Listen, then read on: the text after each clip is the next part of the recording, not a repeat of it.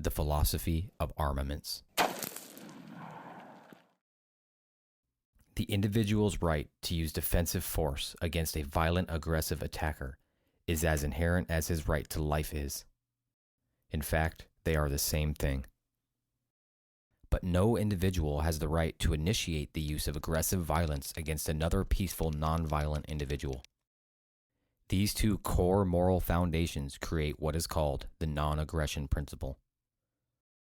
If you look at the history of violence, two things become clear. 1. There is always a violent aggressor. 2. Both sides are convinced it's not them. But how can this be? The reason is simple. Men have always been well trained on how to use armaments, but they have rarely understood the core moral philosophy and principle of why and when they should use them.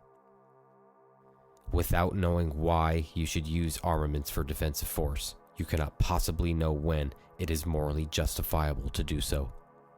The why is the core moral principle behind the when.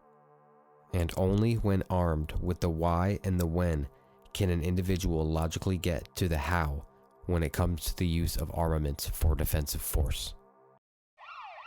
There seems to be a recurring meme in the gun community that says, "The most dangerous gun is in the hands of someone who doesn't know how to use it."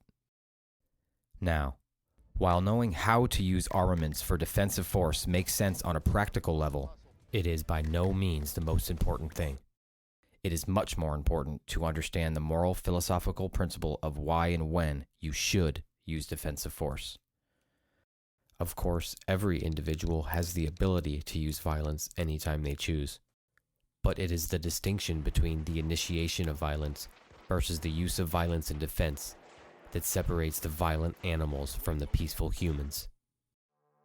This core distinction of moral principles is the very foundation of why you should use defensive force. In other words, the use of violence is only ever morally justified when a peaceful individual is having violence initiated against him. It seems throughout history, most men have mastered the how when it comes to the use of armaments, yet very few men have ever fully understood the why and when and the moral principles behind them. When young men join their country's military and go through the basic training, there is no discussion of basic moral philosophy. There is no discussion of why and when the use of armaments is morally justified and the moral principles behind them. Instead, they are only trained in how to use armaments and violence. When young men join their local police, there is no discussion of why or when it is morally acceptable to use force. Instead, they only get training on how to use force, coercion, and violence on nonviolent people.